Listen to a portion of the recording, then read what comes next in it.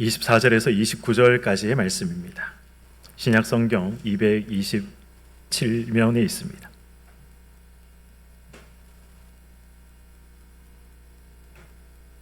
사도행전 22장 24절부터 29절까지 교독하시겠습니다. 천부장이 바울을 영내로 데려가라 명하고 그들이 무슨 일로 그에 대하여 떠드는지 알고자 하여 채찍질하며 신문하라 한대 가죽줄로 바울을 매니 바울이 곁에 서 있는 백부장더러 이르되 너희가 로마 시민 된 자를 죄도 정하지 아니하고 채찍질할 수 있느냐 하니 백부장이 듣고 가서 천부장에게 전하여 이르되 어찌하여 하느냐 이는 로마 시민이라 하니 천부장이 와서 바울에게 말하되 내가 로마 시민이냐 내게 말하라 이르되 그러하다. 천부장이 대답하되 나는 돈을 많이 들여 이 시민권을 얻었노라. 바울이 이르되 나는 나면서부터라 하니 신문하려던 사람들이 곧 그에게서 물러가고 천부장도 그가 로마 시민인 줄 알고 또 그 결박한 것 때문에 두려워하니라. 아멘. 네, 우리는 지난 시간까지 유대인들을 향한 바울의 자기 변론을 살펴봤습니다. 하나님께서 나를 이방을 위해서 부르셨다. 이 말에 이제 유대인들이 분노가 폭발하게 된 것이죠. 그래서 사람들이 어떤 말들로 외칩니까? 저 사람은 살려둘 필요가 없다. 저 사람은 이 세상에 있어서는 안 되는 사람이다 라고 이야기하면서 바울을 죽이고자 했습니다. 이러한 광경을 지켜보던 천부장이 이것을 그대로 뒀다가는 더 큰 이 소요 사태가 일어나겠다 싶어서 이제 바울을 이 로마 군인들 영내로 데리고 왔습니다. 데리고 와서 어떻게 합니까? 사람들이 바울을 왜 이토록 죽이고자 하는가? 이 사람이 어떤 죄가 있기에 사람들이 이렇게 분노하는가? 이러한 것들을 알고 싶었습니다. 그래서 어떻게 합니까? 천부장이 백부장을 시켜서 이 바울을 채찍질하며 그에게 어떤 죄가 있는지 신문하라라고 이야기를 하죠. 그러자 이 백부장이 천부장이 말을 했으니 지켜야 하지 않겠습니까? 그래서 채찍을 들어 바울을 내려치려는 순간 바울이 어떤 말을 합니까? 오늘 본문 25절을 보시면 너희가 로마 시민 된 자를 이 죄도 정하지 않고 쉽게 말하면 너희들이 로마 시민인 나를 이 재판도 없이 벌하리려 하느냐라고 이야기를 합니다. 이 말을 듣고 이 백부장과 그리고 또 백부장의 말을 전해 들은 천부장이 어떻게 반응합니까? 29절을 보시면 바울이 로마 시민권을 가졌다는 그 사실을 알고 천부장이 두려워했다라고 29절은 기록을 하고 있습니다. 바울이 이 로마 시민권을 가진 사람이기 때문에 그래서 이 천부장이 두려워했다라고 성경은 기록하고 있는데 그렇다면 이 로마 시민권이라는 것이 도대체 무엇이길래 이 천부장이 두려워 떨어야 했을까요? 아마 이 패션 오브 크라이스트라는 영화 보신 분들은 이 로마 군인들이 사용하던 그 채찍이 어떻게 생겼다 그리고 그것에 맞으면 어떻게 된다 라는 걸 잘 알고 계실 겁니다. 이 채찍하면 우리가 그냥 긴 가죽으로 된 어떤 줄 이렇게 생각할 수 있지만 로마 군인들이 사용하던 채찍은 그런 가죽 이 채찍이 아니었습니다. 이 여러 갈래 이 가죽끈들을 하나로 묶고 그리고 그 가죽끈 앞에는 무엇을 달아맵니까? 쇠조각이나 아니면 동물의 뼈를 아주 정밀하게 가공을 해서 뾰족하게 만들어서 채찍 앞에 달았던 것이죠. 그래서 이 채찍에 맞으면 이 그런 뼈조각과 쇠조각에 살갗이 찢겨져 나가거나 아니면 살갗이 뜯겨져 나가서 뼈가 드러나는 일들도 비일비재했습니다. 그래서 이 채찍으로 인해서 불구가 되거나 아니면 사망에 이르는 그런 일들까지 다반사로 있었던 것이 채찍의 형벌이었던 것이죠. 채찍으로 사람을 때리는 것 생각만 해도 상상만 해도 너무 끔찍하지 않습니까?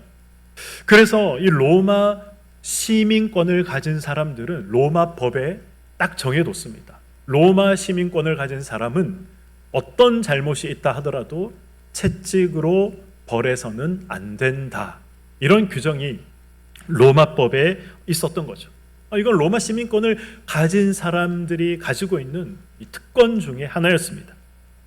또 이 로마 시민권을 가진 사람들이 가진 특권이 하나 있었습니다. 그것은 재판 없이 이 형을 집행할 수 없다는 것이죠.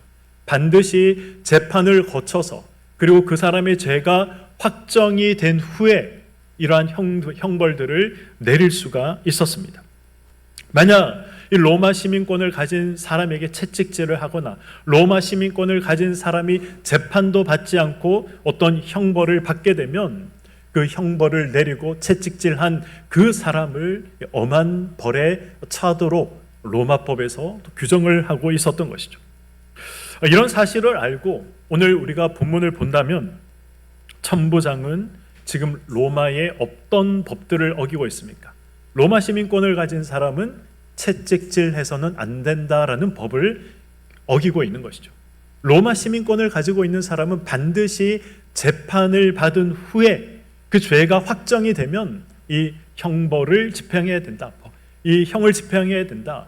이러한 법을 지금 다 무시하고 천부장이 로마 시민권을 가지고 있는 바울을 채찍으로 내리치려고 했던 것입니다. 그렇기 때문에 천부장은 두려울 수밖에 없는 것이죠. 바울은 자신이 이 로마 시민권을 가진 사람이다.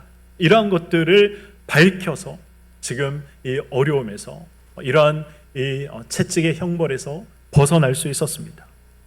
우리 성도님들은 오늘 이 사건, 이 바울이 나는 로마 시민권을 가진 사람이다. 이렇게 선포하며 이야기하며 어려움에서 벗어나는 이 사건을 보시면서 이 바울을 보시면서 어떤 생각이 드십니까? 어려움 중에 있었지만 이 자랑스러운 로마 시민권을 내밀면서 바라 나는 로마 시민권자다. 이렇게 이야기하는 모습이 통쾌하게 보일 수도 있고 그리고 그 바울의 모습이 참 멋있게 보일 수도 있을 것 같습니다. 그러나 저는 개인적으로 이러한 모습들이 조금은 비굴하게 보일 수도 있겠다라는 생각도 해봤습니다. 바울이 했던 고백이 무엇입니까? 바울이 했던 고백, 나의 달려갈 길과 주 예수께 받은 사명, 곧 그 은혜의 복음을 증거하는 일을 위해서라면 나는 나의 목숨도 아끼지 않겠다. 이것이 바울이 했던 고백이지 않습니까?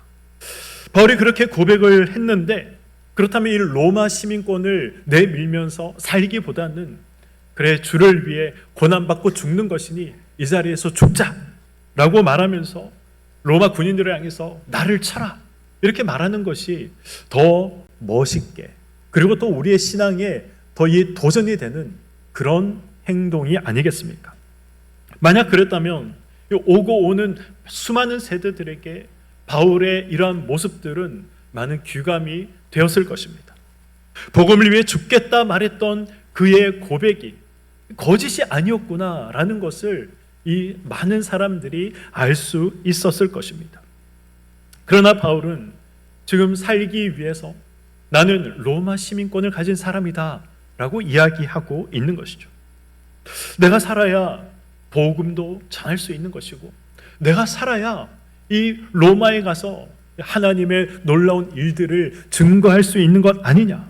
그러니 내가 사는 것이 곧 하나님을 위한 일이고 내가 사는 것이 곧 하나님의 영광을 위한 일이다. 이렇게 보여질 수도 있다는 말입니다.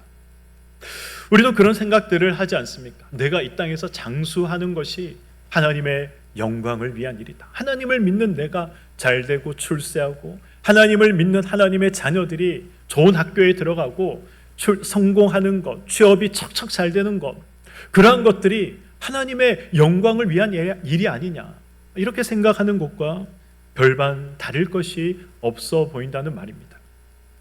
물론 우리가 알고 있습니다. 바울이 지금 채찍을 피하기 위해서 로마 시민권을 지금 내민 것이 아니라 자신이 지금 이 자리에서 고난받고 고통받아 혹시 죽어버리면 안 되기 때문에 반드시 로마에 가서 하나님의 복음을 증거해야 하기 때문에 그 사명이 본인에게 있다는 사실을 바울은 너무나도 선명하게 알고 있었기 때문에 그는 살아야 했습니다.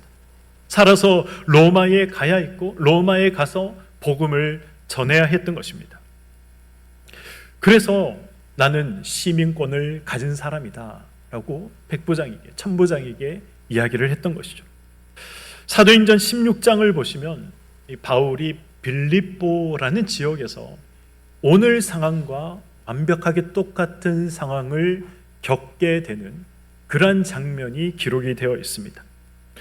빌립보는 바울이 몇 차 전도 여행 때 갔던 곳일까요?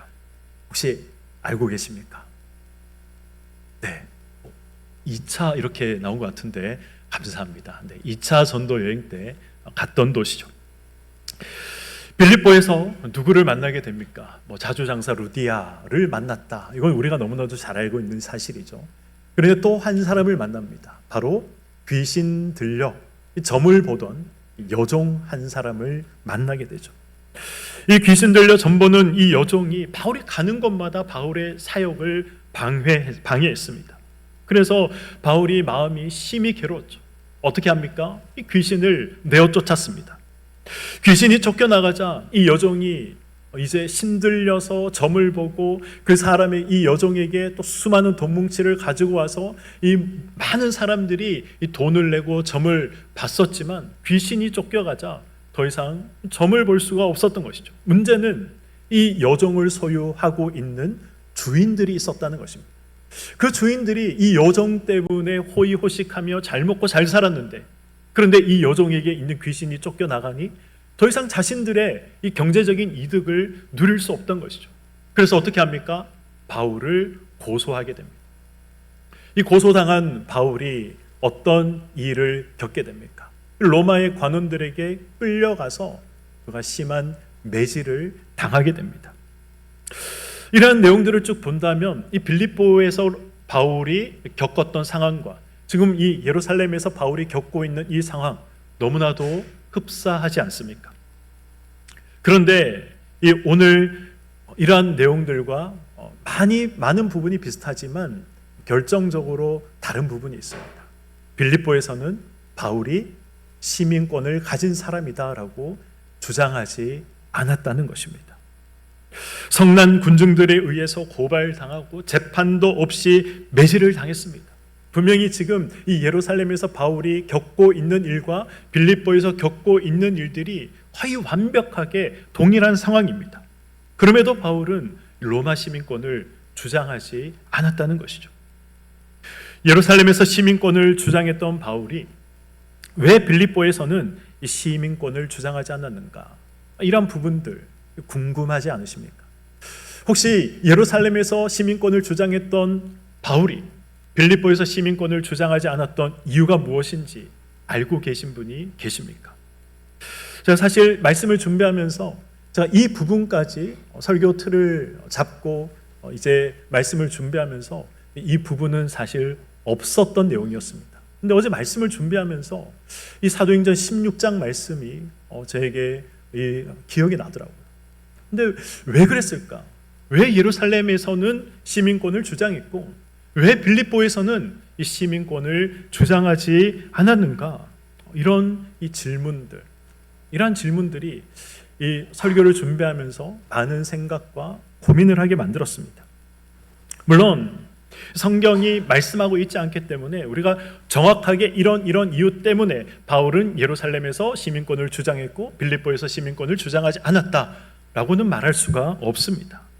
어떤 사람들은 이 간수에게 복음을 전하기 위해서 주 예수를 믿어라, 그리하면 너와 내 집이 구원을 받으리라 라는 이 복음의 선포를 위해서 바울은 시민권을 주장하지 않고 빌립보에 있는 옥에 갇혔다라고 말하는 사람들도 있습니다. 그러나 바울은 자기가 옥에 갇혀서 어떤 일을 겪게 될지 전혀 몰랐습니다. 예루살렘과 빌립보의 상황은 앞에서 말씀드린 것처럼 굉장히 유사한, 흡사한 그런 상황입니다. 그러나 빌립보에서는 시민권을 주장하지 않았고 이 예루살렘에서는 시민권을 주장했습니다. 예루살렘에서 시민권을 주장한 이유는 무엇입니까? 하나님의 뜻을 바울이 선명하게 알고 있었기 때문에 그렇습니다. 하나님의 뜻이 무엇입니까? 바울에게 로마에 가서 복음을 전하는 것, 그것이 하나님의 뜻이다라는 걸 바울이 선명하게 알고 있었던 것이죠. 이제 이런 질문을 할 수 있습니다. 그렇다면 바울은 빌립보에서는 하나님의 뜻을 몰랐는가? 바울이 빌립보에서는 로마에 가서 복음을 전해야 한다라는 이 사실, 이것이 하나님의 뜻이고 이 뜻에 부합하기 위해서 내가 지금 이 위기를 모면해야 한다라는 이 사실을 몰랐는가? 이런 질문도 할 수 있는 것이죠.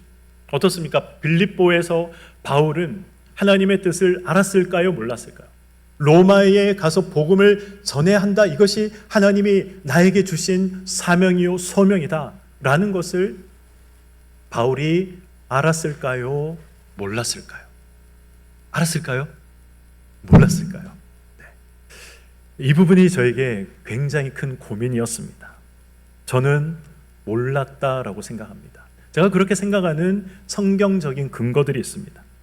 빌립보는 몇 차 전도 여행 때 간 도시다라고 말씀을 드렸습니까? 2차 전도 여행 때 갔던 곳입니다. 바울은 2차 전도 여행을 시작하면서 사실 빌립보라는 곳이 어디 있습니까? 지금 그리스에 있는 그리스라는 곳에 있지 않습니까? 그리스는 유럽에 속한 곳이죠. 바울은 2차 전도 여행을 시작하면서 유럽으로 갈 마음이 조금도 없었습니다. 아시아에 있는 도시들을 다니면서 복음 전하기를 원했던 것이죠. 1차 전도 여행을 했던 곳을 다시 한번 다니면서 그곳에 복음의 씨앗들이 잘 자라고 있는가? 교회가 잘 정착되고 있는가? 성도들이 신앙생활은 잘하고 있는가?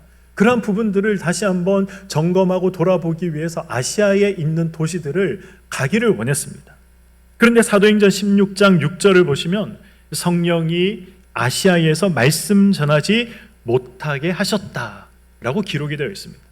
그리고 16장 7절에서도 바울은 아시아에서 복음 전하기를 힘썼지만 그러나 예수의 영이 가로막았다라고 기록을 하고 있습니다. 이러한 상황들, 이러한 정황들을 본다면 이 2차 전도 여행을 다닐 때까지만 하더라도 바울은 로마에 가서 복음을 전해야겠다라는 생각을 하지 못했던 것이죠. 로마에 가서 복음을 전하는 것이 하나님의 뜻이다라는 이 사실을 바울은 알지 못했던 것입니다. 바울은 언제 이 로마에 대한 마음을 그렇다면 가졌던 것일까요? 언제 로마에 가는 것이 하나님의 뜻이다라는 그러한 사실을 그가 확인할 수 있었을까요? 성경을 보시면 하나님께서 바울을 로마로 부르셨다. 하나님께서 바울을 로마에서 복음을 전하도록 하나님이 부르셨다라고 명시적으로 기록하고 있는 곳은 사실 없습니다. 그러나 성경의 내용들, 특별히 이 로마서를 보면 하나님께서 바울을 로마로 부르셨구나라는 사실을 확인할 수가 있는 것이죠. 로마서는 어떤 서신입니까? 로마에 살고 있는 성도들에게 보내는 바울의 편지였습니다. 이 로마서가 언제 기록되었는지 혹시 아십니까? 바울이 3차 전도 여행을 하면서 그가 고린도라는 곳에 머물러 있을 때 바울은 로마서를 기록했습니다. 3차 전도 여행을 할 때 이 로마서를 기록하면서 이 로마에 있는 성도들에게 이 바울의 마음이 어떤 마음인지, 얼마나 로마에 가고 싶은지 잘 기록을 해둔 곳이 있습니다. 로마서 1장 9절에서 10절을 보시면 바울이 로마에 있는 성도들에게 정말 애틋한 마음을 가지고 있다라는 것을 기록하고 있습니다. 바울이 로마에 가기를 간절히 원하고 있다라는 그러한 마음들을 로마서 1장 9절에서 10절에 기록을 해두고 있는 것이죠. 바울은 로마에 가서 복음을 전하는 것이 하나님의 뜻이다라는 사실을 이 고린도에서 로마서를 기록할 때에는 선명하게 알고 있었던 것입니다. 그래서 바울은 이 빌립보에서는 하나님의 뜻이 로마까지 내가 가야 된다. 그러기 위해서는 반드시 여기에서 살아남아야 된다. 이런 생각들을 하지 못한 채, 그래서 이 시민권을 주장하지 않은 채 그 모든 매질들, 어려움들을 다 당했던 것이죠. 그러나 예루살렘에서는 살기 위해서, 살아서 로마에 가기 위해서, 로마에서 복음 전하는 것이 하나님의 뜻이라는 사실을 그가 선명하게 알았기 때문에 그는 시민권을 가진 자다라고 이야기를 했던 것입니다. 문제는 항상 하나님의 뜻이 선명하게 우리에게 보이지 않는다는 것입니다. 하나님께서 하나님의 뜻이 선명하게 무엇이다라고 말씀만 해주시면 사실 그렇지 않습니까? 하나님의 뜻이 내가 이 자리에서 죽는 것이라면 하나님 내가 죽을 수도 있습니다. 그런 고백들 할 수 있습니다. 하나님의 뜻을 선명하게 말씀해 주시면 하나님의 뜻이 무엇인지, 하나님께서 원하시는 것이 무엇인지, 하나님께서 가기를 원하는 곳이 어디인지 하나님께서 말씀만 해주시면 무엇이든지 어떤 것이든지 어디든지 우리는 할 수 있을 것 같습니다. 그런데 문제는 하나님의 뜻이 무엇인지 우리가 선명하게 모를 때가 많다는 것입니다. 무조건 죽는 것이, 무조건 희생해야 하는 것이, 그것이 정말 하나님의 뜻인가? 이 고난과 어려움들을 회피하지 않는 것이, 혹은 회피하는 것이 하나님의 뜻인가? 하나님을 위한 일인지 우리가 몰라서 갈팡질팡할 때가 신앙생활을 하면서 얼마나 많이 있습니까? 우리가 이런 부분에 대해서 명확하게 답을 하기 위해서는 저와 여러분이 성도다라고 불리우지 않습니까? 성도의 존재가 무엇인가에 대해서 우리가 알 필요가 있습니다. 성도란 어떤 존재입니까? 요한일서 4장 우리 15절과 16절의 말씀을 보도록 하겠습니다. 우리 15절과 16절 말씀 우리 함께 읽도록 하겠습니다. 시작. 누구든지 예수를 하나님의 아들이라 시인하면 하나님이 그의 안에 거하시고 그도 하나님 안에 거하느니라. 하나님이 우리를 사랑하시는 사랑을 우리가 알고 믿었노니 하나님은 사랑이시라. 사랑 안에 거하는 자는 하나님 안에 거하고 하나님도 그의 안에 거하시느니라. 아멘. 성도란 어떤 사람이다라고 말씀하고 있습니까? 예수 그리스도를 하나님의 아들로 믿고 시인하는 사람이 성도다라고 말씀하고 있죠. 하나님의 사랑을 알고 하나님의 그 사랑을 믿는 자가 성도다라고 말씀하고 있습니다. 그런 성도의 특징이 무엇입니까? 하나님이 내 안에 계시고 내가 하나님에 있다라는 이 사실을 안다라는 것입니다. 주가 내 안에, 내가 주 안에 있다는 사실, 이것을 아는 자들이 성도고 성도의 특징이다라고 말씀하고 있는 것이죠. 쉽게 말하면 하나님과 하나가 되었다, 연합했다라는 말입니다. 성경은 하나님과 하나 되기 위해서, 하나님과 연합하기 위해서 반드시 우리가 거쳐야 하는, 성도가 되기 위해서 반드시 거쳐야 하는 과정이 있다라고 말씀하고 있습니다. 그 과정이 무엇입니까? 그 과정은 내가 죽는 것입니다. 갈라디아서 2장 20절의 말씀입니다. 내가 그리스도와 함께 십자가에 못 박혔나니 그런즉 이제는 내가 사는 것이 아니요 오직 내 안에 그리스도께서 사시는 것이라. 이제 내가 육체 가운데 사는 것은 나를 사랑하사 나를 위하여 자기 자신을 버리신 하나님의 아들을 믿는 믿음 안에서 사는 것이라. 아멘.